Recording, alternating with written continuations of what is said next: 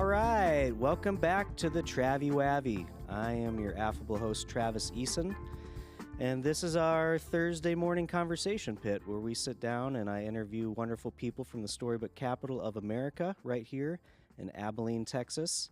We record these podcasts live Thursday mornings in beautiful downtown Abilene. We'd love for you to come down and watch, to sit in the audience and join us. Coffee next door at Majestic Coffee Shop, serving Onyx coffee, one of my personal faves. Think if I have any more house cleaning to mention this morning. I don't, so we'll just get right into it. My guest today, I don't know that well yet, but we're going to learn more about him, Gary Casey. He's come to my attention because he's the current president of the Abilene Homebrewers Association. Big Country Homebrewers. Big Country Homebrewers Association, and we're going to get right into that and talk about a lot of things homebrew related and all things good. So glad that you're watching today. Please like and subscribe, follow along, share with your friends, and come down and watch us live on Thursdays. Well, Gary, welcome. Welcome to the show. Really glad that you're here today. Okay. Tell me, do you have any siblings, Gary? I have an older brother and younger sister. They live in Ranger with my father. Okay. And before the show, we were discussing you're kind of a military brat kid. You moved all over the place. So share with us a little bit about that. My dad was in the Army. He had a job that was 9 months and move, basically. And I was born in Tripoli, Libya, Africa. My sister was born in Wiesbaden, Germany. And my brother is the only one that was born in the United States, and that was San Francisco. But we just traveled all over. Texas is our home state. When we could not travel with him for deployments, we would stay up in the Panhandle in a little town called Borger. But he was born in Ranger, so we used to vacation down here a lot with his family and things of that nature. That's great. And so you still get to see your siblings? Oh, yes. Yeah, pretty regularly? Quite regularly. My dad's retired, and so he comes up to Dias here to do his military stuff and et cetera. And you told me that you and your dad still get to golf. Yes, we regularly get to golf. He's of the age now that he has his own set of tee boxes. So, you have the professional blue tees, you have the young white tees, then you have the black senior tees, and then you have the red ladies tees. Well, the golf course that he golfs at also has what is called the granny tees. So he gets a little bit forward. He goes even. He gets enough advantage to where he can make a good drive like mine look like a pitch. It's like it's great. It's awful. It's very demoralizing. Yeah, I'm sure it is. So one of my brothers, I was just in Sioux Falls, South Dakota a week or two ago, and anytime my brothers and I are together, we try to golf. And so Ryan and I were golfing, and the first time we went out, I invited a good friend of mine who played in high school and college, and she's a great golfer. She plays. Even in South Dakota, they can play year-round. They just do it inside, right? And so Berta was playing with us, and she said, I think I'll play from the same tees as you guys today. I'm like, great, cool. So Berta shot an 80. I shot an 85, and Ryan shot a 95, and he was a little demoralized at the end of that. And then 2 days later, we played another little 9-hole course in town and walked it. And I had another friend come, Catherine, and she walked with us. And she can golf, too. And so it was fun, because both times we got to golf, we got beaten up pretty bad by a girl. It was pretty good. I think he's at the stage now that it's social. He enjoys being out there, having conversations with his kids or his friends and things of that nature. But I think he sandbags because he keeps real close to the score, so he doesn't beat us too bad. So we'll still want to play. Yeah. Not complete demoralization. That's great. So you moved all over the country. Give us a little bit of your history. Kind of what you were doing in your career and how you came to be here in Abilene. So the last time that I lived with my parents was in West Virginia, and I graduated from high school there. Shortly after that, I went into management at a Wendy's restaurant, and I was doing that for about 2 months, and one night at supper, my dad said, "So this is what you want to do?" And I said, yep. And he said, okay, you need to find a place to live because we're being transferred to Korea. And 60 days later, I left in West Virginia. I stayed there for another 3 or so years and transferred with Wendy's to the Boston market.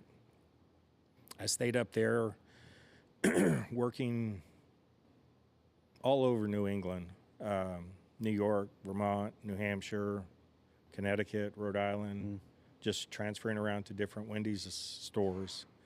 When my daughter came to live with me at the age of 10, I realized that fast food was not, as a single parent, that wasn't the best job to have. And a lady gave me a chance to be a food service director in a nursing home, which had morning hours and weekends off, which worked out very well for me, not so much for my daughter.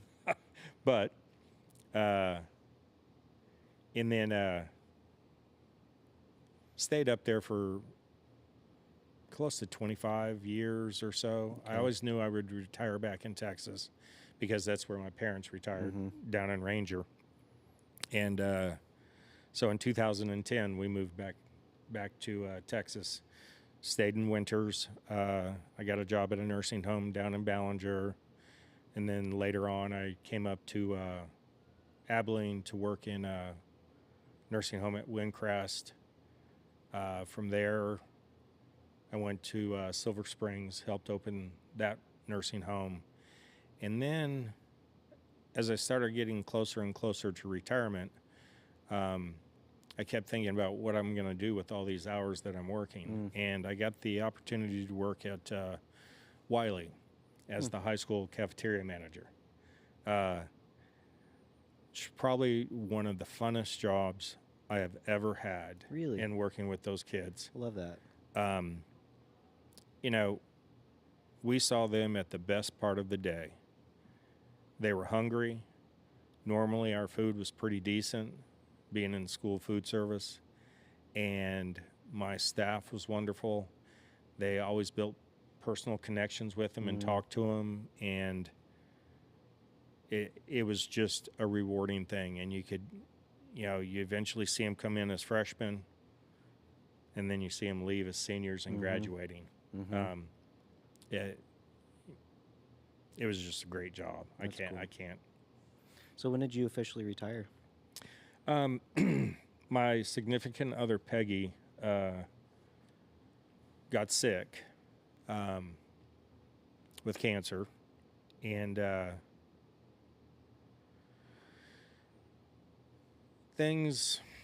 she started requiring more care and stuff, and et cetera. And in February, some things happened, and we talked about it, and it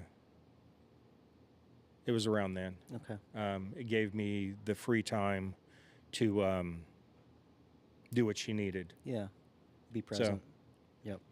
Good.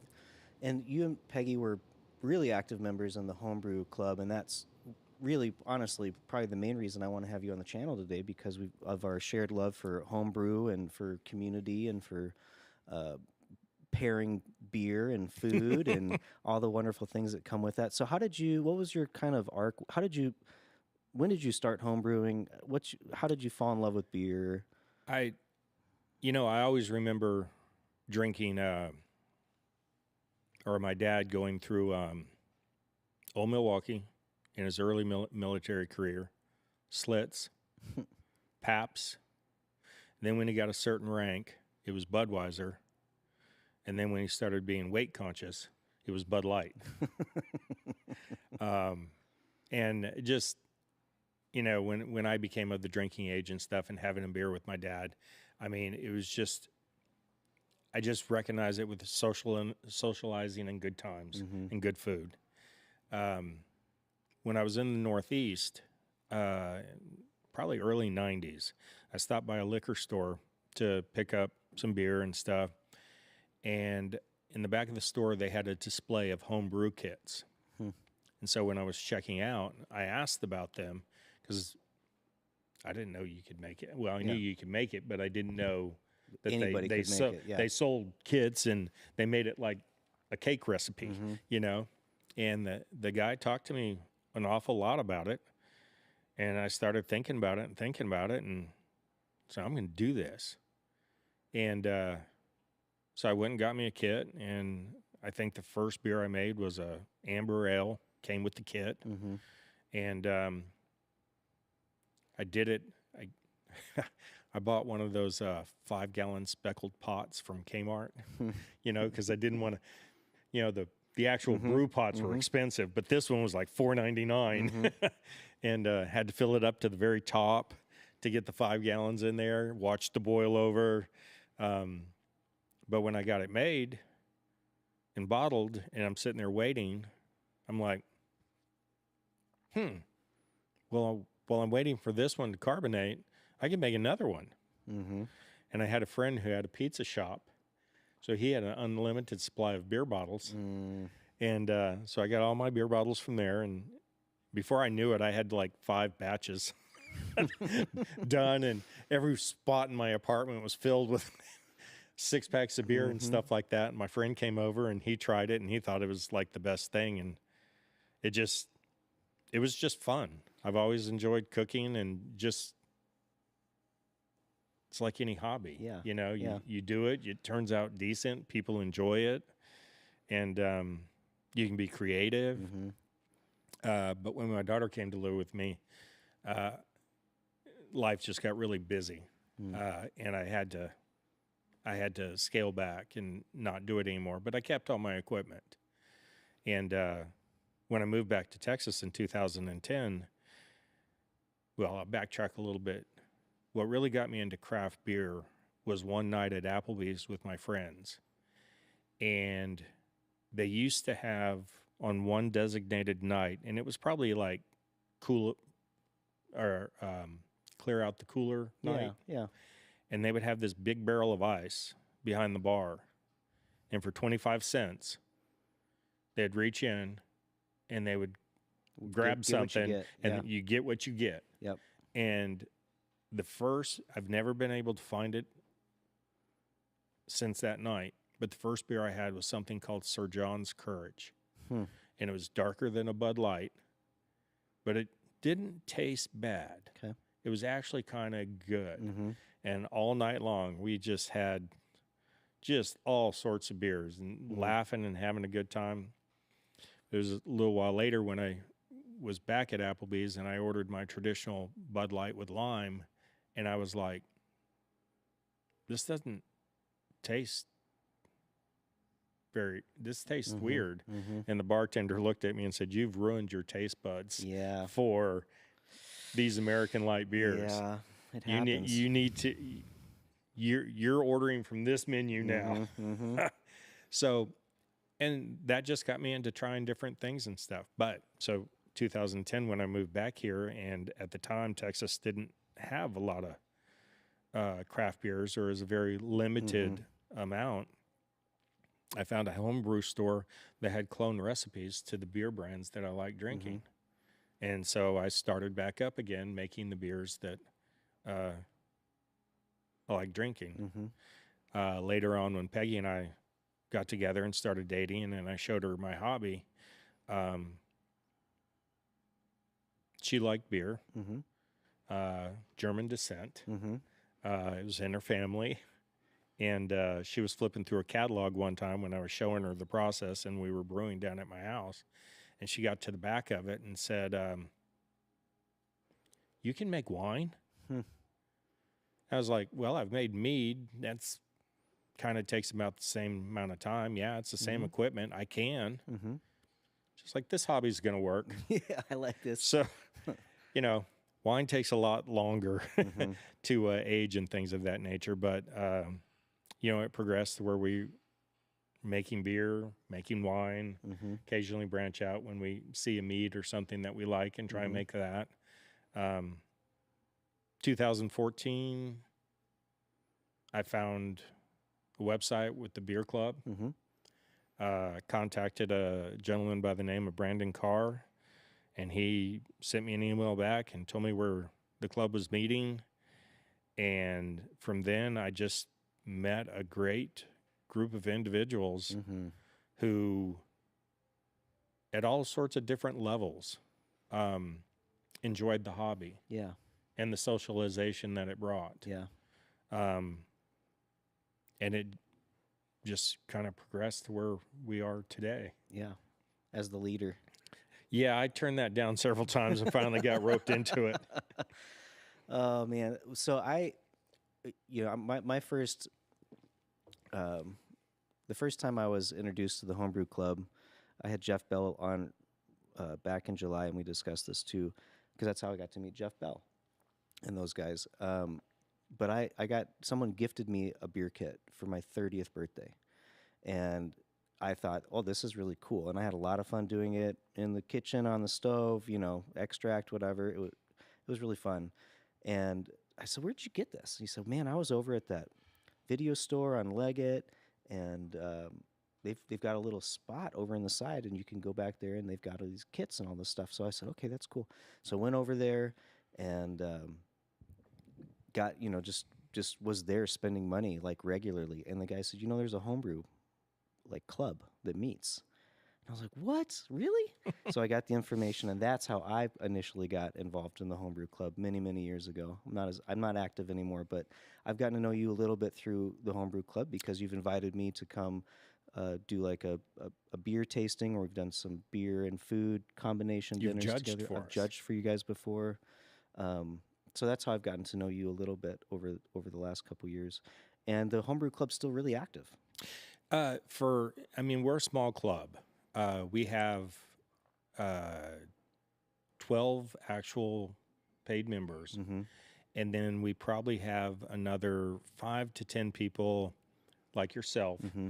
who help us out in just various forms or fashions, judging, if we have repair things or projects or,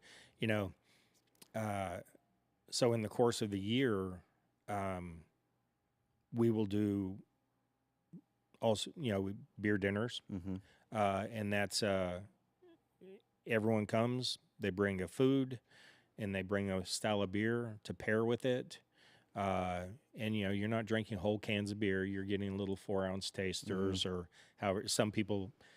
Some club members don't drink at all anymore, but they enjoy coming to the food dinners and stuff.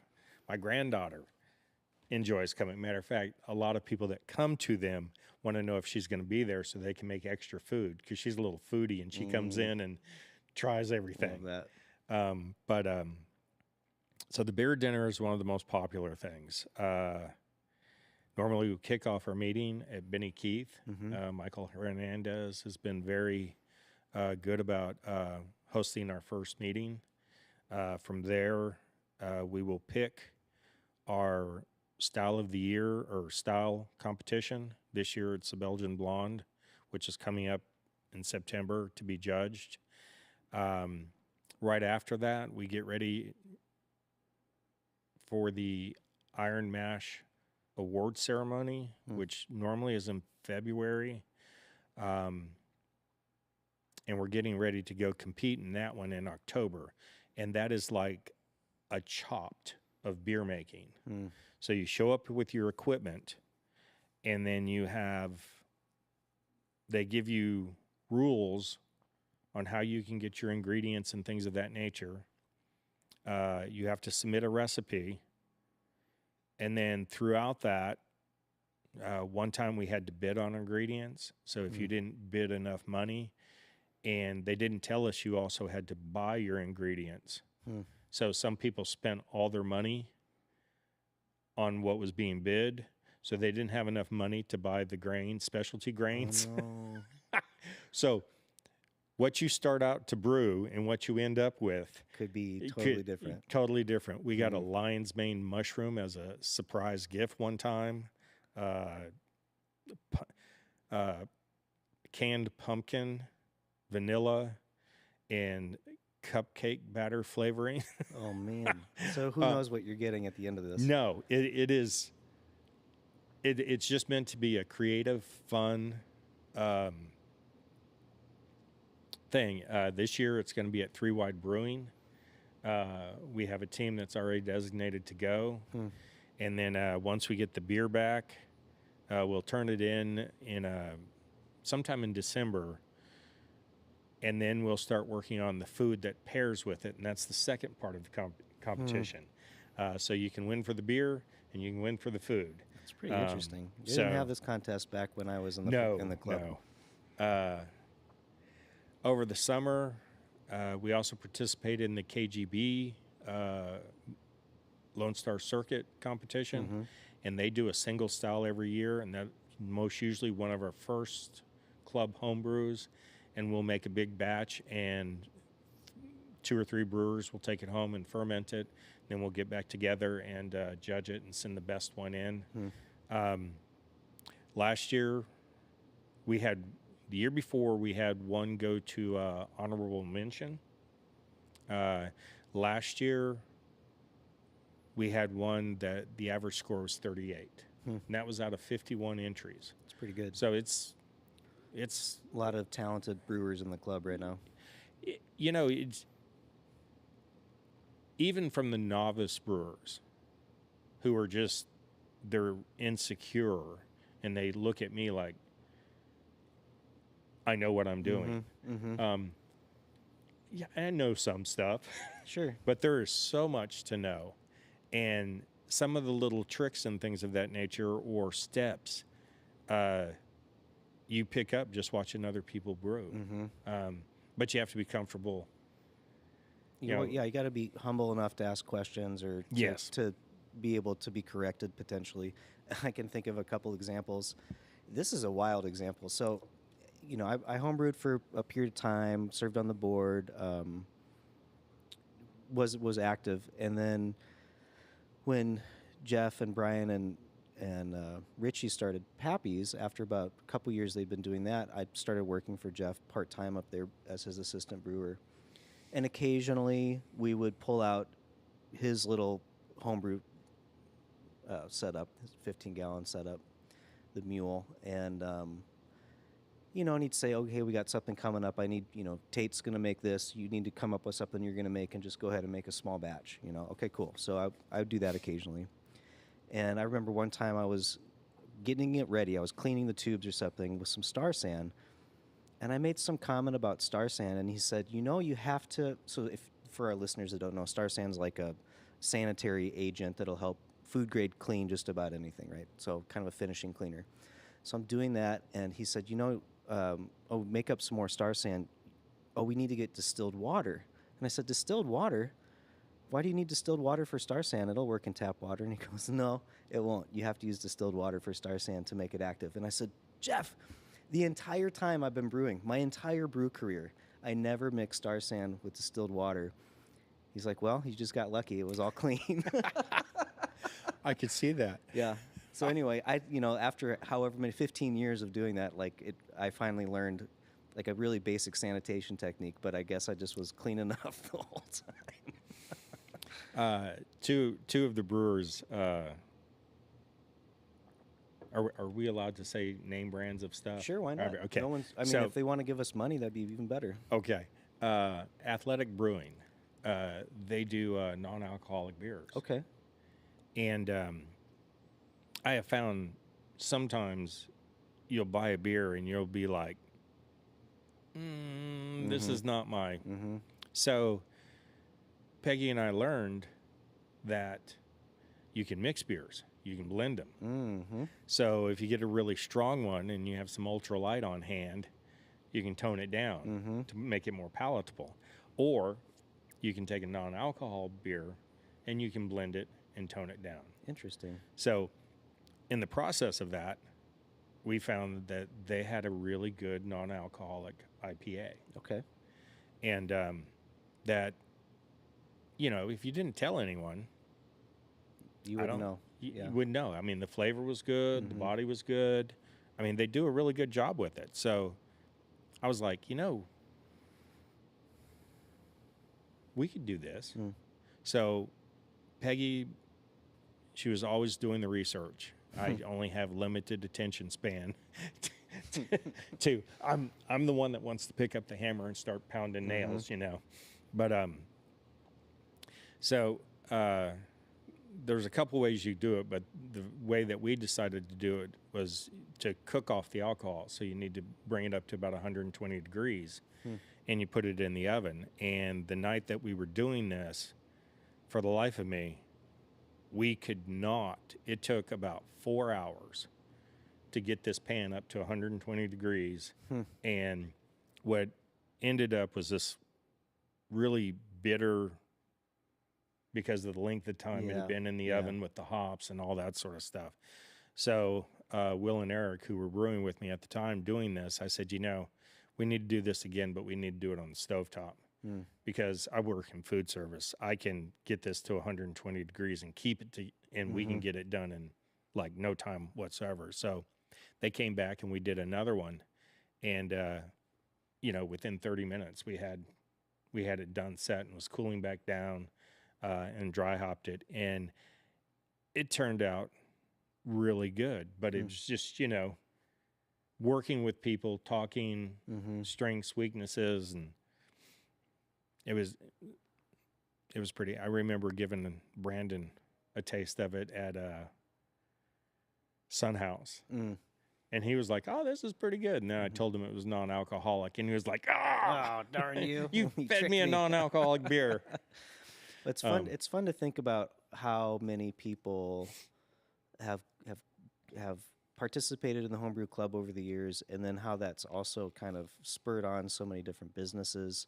We mentioned Happy Slocum, Sam Pugh and Mary at Sun House, Ron Poston, Ron Proston, all the fellows over at Grain Theory. It's really well. We're mad at the fellows at Grain Theory. Why? Because we took a significant hit in our club membership when they went pro. Oh yeah, I bet. I mean, we lost three dudes. members, Right just like that. Right there. Oh man. We should, if we show up, we should always have a free pint because of that. Absolutely, and we're really glad that everybody's doing good with their breweries. So, if you're interested in learning more about how to make beer or wine or mead, what's a good way to contact the Homebrew Club? We have a Big Country Homebrewing Association website. You can go there. There's a contact form. It'll either come to myself or Will. We also have a Facebook page that you can come to. If you meet a member out in public, they have little cards that they can put phone numbers down on for you and stuff like that. I don't know if we still have it, but we used to have posters at all the breweries with little tear-off things. And, the club, it has many facets to it. We have brewers, we have tasters, we have judge, we have people that enjoy the food part of it, people that just enjoy the socialization part of it.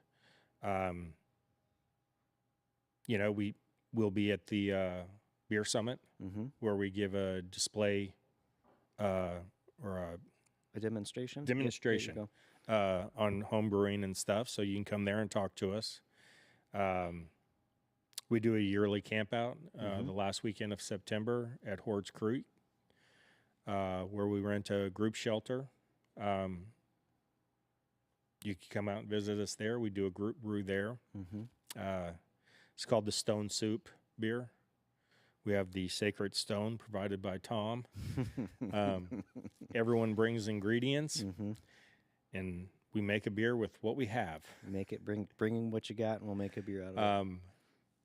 Last year, we had so many hops that we had a hop addition every 5 minutes of the boil. Oh, my goodness. Oh, my goodness. It actually turned out pretty good. I love it. I don't think it's any style. It's just beer. But it's beer. Yep. As Tom says, the worst you're going to get is beer. Yep, that'll make beer. That's great. I got to talk to Tom on the phone the other day. He called me from Tulsa. I think he's coming into town. And that's one of the things I really appreciate about the Homebrew Club in Abilene. The relationships that I built in that club continue on today, even though I'm not an active member. Even though I'm not actively making beer anymore, those people are still in my life, and talk to them on the phone or share information that's important to share. It's like a church. It is a church in a way, that community that's built there. And we lose membership to Air Force members too. Yeah. And we have Air Force people that have deployed from Abilene, and they still keep in contact. At Bluebonnet, there's 2 members, Anna and Sergio. Anna was our Cub reporter. So she was in charge of pictures, and she did a great job. And one year at Bluebonnet, where they had their poster with collage of pictures, I walked by, and I noticed that Sergio and I had our pictures up there on the poster. And I pointed it out, and the year before they had taken our picture while we were looking at the activity board or whatever, and I was pointing at something. And so fast forward to the following year, and we come by their collage of photos, and there's a picture of Sergio and I pointing at our pictures on the board. And they still have it. That's great. I hope they keep it up forever. But the past couple of years, Bluebonnet has had a picture of Peggy and I at the club bar talking to people coming up to sample our beers and things of that nature. And it's just such a natural, it's you got a bunch of people talking about beer, and they want to know how you did what. Yep. 3 Wide Brewing. Peggy's famous for a strawberry blonde. And that guy talked to Peggy about how she got the flavors of her strawberry blonde. And she was forthcoming, but she held a couple things back. But when we went up there for the Bluebonnet after they had opened, they had one of the beer pairing dinners. And he had a strawberry blonde on the draft list, and it was close. It was close. Yeah. And he caught Peggy up and wanted to know what she thought of his strawberry blonde. She says, "I don't know, it tastes very familiar." And he just laughed. That's great. So Bluebonnet is an annual gathering of homebrewers from all over the state region. It's actually big. Okay, Bluebonnet was the kickoff for the Lone Star Circuit, and the Lone Star Circuit is 7 competitions throughout Texas that homebrew clubs put on, and there's point accumulation, and they name Club of the Year, Homebrewer of the Year, Team of the Year, and stuff like that. So it is also the largest homebrew competition in the United States. They allow, there's probably about up to 55 categories.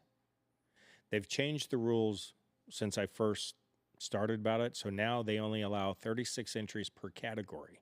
Okay. So that means they get more of the categories, more of the beer styles into their competitions. Because when you first went there, like an Indian Pale Ale, you may have 100 beers in that category.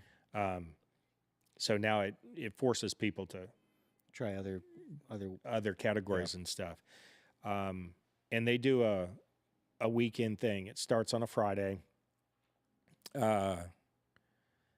Normally it's at a hotel, so you can rent there and stay there. You don't have to, go anywhere. On Friday nights, they either do a beer pairing dinner or they do pub crawls and rent buses, and they take you around the Dallas-Fort Worth area. And then on Saturday, they have tech talks all day, and they have the award ceremony, and they raffles and award ceremony. And then at the end of the award ceremony, the home brew clubs that attend can open up their bars and let everyone sample their beers. And there's a lot of clubs from Texas, from Austin to San Antonio, Houston area, etc. But, there's clubs from Oklahoma, Arkansas, and normally the entries that they receive I think last year it was over 30 states. Wow. I mean, It's a lot of participation. it is. It is and then you know, the wildest beer that I ever had there was a lobster beer. Lobster beer. Lobster pale ale. Wow. And Peggy and I saw that, and we both love lobster. And I was like, this could be really bad. And yeah, but we got to try it. Yeah, gotta. And we went up there and we asked for it. And nobody was asking for it. Everyone was looking at us. So everyone wanted to, but nobody wanted to get it. Mm-hmm. And the club vice president at the time was there, and he told us how it came to be. And their current club president was actually from the New England area, and he took a lot of ribbing from it, being a Yankee and stuff like that. So at one of the club brews, when they were doing a pale ale, he said, "We're going to cook lobster in the brew." As it was boiling. So they boiled lobsters and stuff like that, and they made this beer. And it was a really good pale ale. And as long as it's cold, Yeah. it had this buttery lobster flavor that was just awesome. That's great. So it was, but you would probably not want to drink it warm. No, probably not. It had to be cold. Interesting. But you see the creativity of what people put into it. And then when people find something that they like, then you just see all the conversations take place of the brewer and the beer and things of that nature. Peggy, in the last couple of years, her beer was probably, we have 8 taps on the bar, and her beer was always in the top 3. From a strawberry blonde to a saison. She was a good brewer. Yeah, she was a good brewer. I know unbeknownst to me, last time I judged for the crew, I think she won. I think it was for a strawberry blonde. I'm pretty sure. Yep. Yes, that was it was a tie, and the judges had to do a split decision, and she knew she was going to lose on the split decision because the other beer was a big beer. Yeah, and big beers will probably always dominate a fruit beer. It wants to. Yeah, they do want to, for some reason. So you've been involved with the homebrew club now for over 10 years. Yes, that's great. And what are some things that you would like to see happen in the homebrew club? I mean, a lot of people always say we want to grow, but you guys have kind of actually shrank in a little bit and got a good community there. Got a lot of fun events happening. You guys attend stuff. You're actively, submitting entries to contests. I think the club does need to grow, and I think we need to include more mead, cider, even winemakers. Because I think all of those brewing styles or winemaking or mead making, all that, they can intertwine. Peggy and I made a pie met one time, which is basically a mead and a red wine, which, if done right, we never perfected it, but it had great potential. And just to be able to put on the things that we do, going to Blue Bonnet because we take a bar up and things of that nature. Our club camp out that we rent the group shelter and stay out there at Hordes Creek. We will take field trips and, get a designated driver and we'll go around and visit the local breweries and things of that nature. We went down to St. Angelo this year at Plateau Brewing for the Wort Challenge. But we need more members. We would like more members.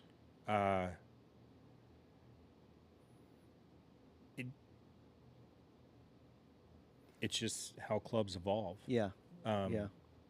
I don't know. Do you think that, because I only have my own personal arc on this of when I was really interested in home brewing, when I was active, working, brewing professionally, and then being completely inactive but still enjoying beer. So that, that's my arc. But do you think that overall home brewing is stagnated? Is it growing? Where do you think overall home brewing is going? Because like when I didn't, the internet really helped kind of push the idea and the concept of home brewing back in the 90s, and that's where that kind of, it was one of the first things people talked about on the internet was sharing recipes. And of course you had a lot of people in Houston that still has some really great clubs that were also involved in NASA and things of this nature, so they were kind of tuned into the technology, they were tuned into this idea of making something. And so, and again, like I didn't really know that you could even make beer, until like I said, 30. So the early 2000s, and I'm just wondering, because now you just have a lot more selection of beer at the gas station and the liquor store and Walmart, and I don't seem, and of course I'm not in the group, so I don't talk to these people as often, but I don't seem to hear that from people as often, like, oh, I'm a home brewer. At surprising places, I have found people in the Abilene area that actually brew, but it's just 2 or 3 people. There's one guy that has the equipment, and then the buddies They come over and help do it. come over and help do it, and they just keep it small like that. I think in today's world, people are very busy, and they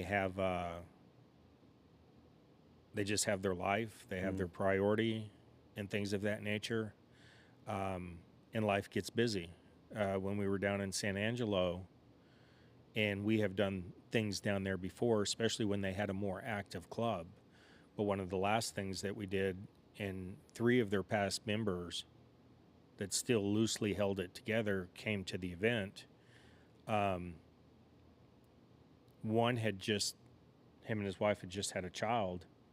So, I mean, that takes up so much time. Yeah. So he no longer really got to brew. He wanted to, but he couldn't.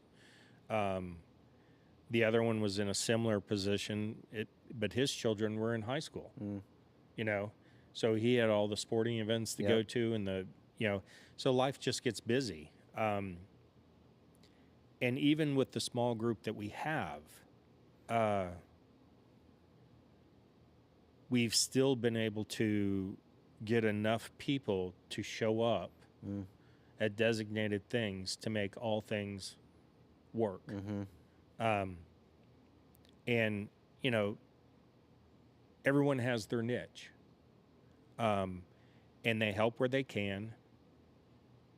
And if they can't, that's all right. Life is busy. Yeah. So, yeah. how do you, we have another Air Force couple, when they found us, came to a lot of things. And then they kind of, he got deployed. Yeah. So he was gone for however long his deployment was. And it's a young couple. They have pets. They don't have children. So, they're going off exploring things. But he does participate when he can. Normally it's judging. And normally it's judging when we have Belgian beers. Because that's what he likes brewing. And just real nice people. And we're appreciative of that, And you take Pat and his wife. He doesn't brew anymore, but he still likes the socialization. So having the beer pairing dinners and stuff at their house, they love it. Yeah. And there's, other things and stuff like that. The social grain theory has been a big help with us as far as judging and stuff and giving us a spot to judge. And Sam at Son House is, uh, and then, Sam ran into, sorry for telling a story, but he ran into some health issues and he was getting behind. And the homebrew club, I said, I know some guys that know how to brew. All we need is some direction on your system. I'm pretty sure there'll be kids in a candy store being able to use this system and see how it works and stuff like that.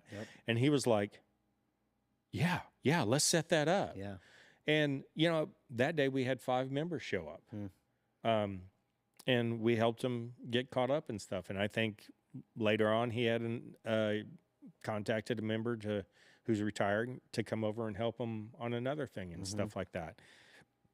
I know Pappy, when he used to, I didn't get to do it, but I heard when they were canning, oh yeah, he would have a group of people come in and help and stuff like that. Canning days were always interesting. It's hard. It's a hobby, just like anything else, whether it be gardening, whether it be woodworking or whatever. People only have so much time to devote with whatever they want to do. But this is a worthwhile hobby. I think it's a great hobby, and it's. I always found it to be so interesting the variety of people that home brewing attracts. You just get a little bit of every various life paths and religions and educations and career paths and ages. Young people in college that are trying it, and old people that have been doing it forever or that are just trying it. And it's a great gathering. It's a great thing to gather around. I don't know if it's the science, the art, the alcohol. I like the creativity of it. I like taking the basic things, putting them together, then figuring out what flavors, kind of like cooking, what seasonings does well with what. Peggy liked the chemistry of it. She liked the technical part of it.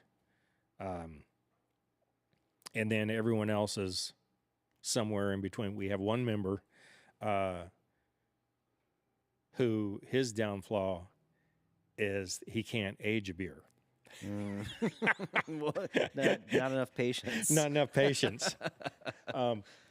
We actually at one of the demonstrations, he loves Belgian beers, strong Belgian beers, and so at one of the demonstrations, I'll get the kit, I'll get the ingredients, and it was a Belgian triple, and so I ended up fermenting it and bottling it up and things of that nature, and then distributed it however it was supposed to go out.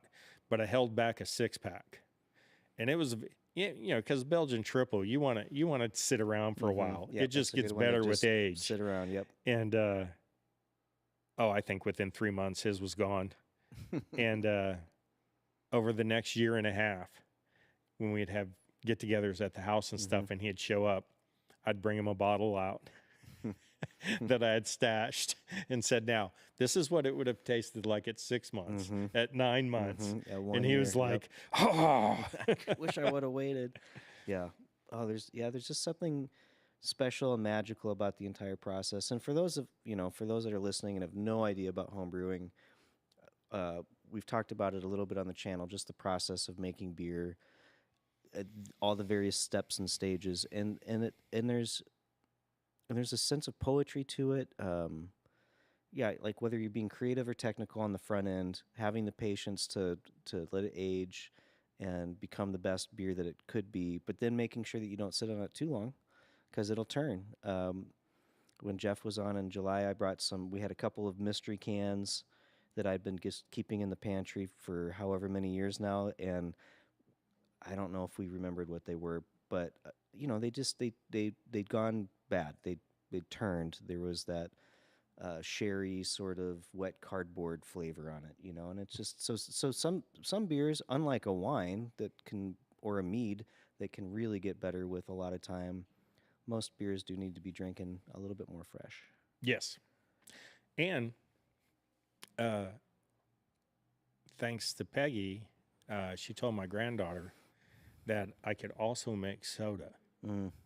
And my daughter or granddaughter is a fan of cream soda. And I was like, so I've made cream soda for several of her get-togethers with her friends. Mm. I've been I've done 2 quinceaneros with soda, great. and I'm booked for another one that's coming up later this year. That's great. So that was and at your the music thing that we went to, Oh, yeah, where we did the Yep, the I Cotton had the Warehouse. cream Yep. soda there. Oh, good. There was one of the food truck guys that came over and tried it, and he had cream soda too, and he was like, "This is pretty good." Oh, I love that. I love that. Well, we're gonna start to wrap up this show today, Gary. I'm really glad that you came on and were willing to discuss all wonderful things about home brewing, and I really encourage our listeners, if you're interested at all, even if you know just want some more information or you want to meet some of these people, it's a great group of people. It's always a great group of people. Even those that come and go, whether it's Air Force or retirement or whatever. And I hope it does grow for you, Gary. I hope it continues to grow. And I know the minute that I start home brewing again, I'll be back at the club, because it's good to have that camaraderie, that support system. Yeah, it's a really wonderful. Yeah, I'm ready to get into it. You inspired me. Good. All Good, right. Sam. Good. Good. What else you want to share with us? I think that's Pretty good. I think we pretty much covered everything. Good. Well, we look forward to seeing you again, and I look forward to come judging with you again. Oh, and nice. whenever. The And Belgian blonde. That's going to Okay. be an important one. I'll be there for that one. Thanks again for coming on today. Okay. And just appreciate you and what you're doing. And I think that's about all for today, friends. I don't know if we're doing the breakdown with Ben today. I don't see Ben. So, don't forget to come down Sunday nights for the singer-songwriters open mic night hosted by Terry Knight. Thank you, producer Sam. And we'll start getting you making beer. Apparently, that's what we're going to do next. All right, guys. We'll see you next week. Thanks for watching.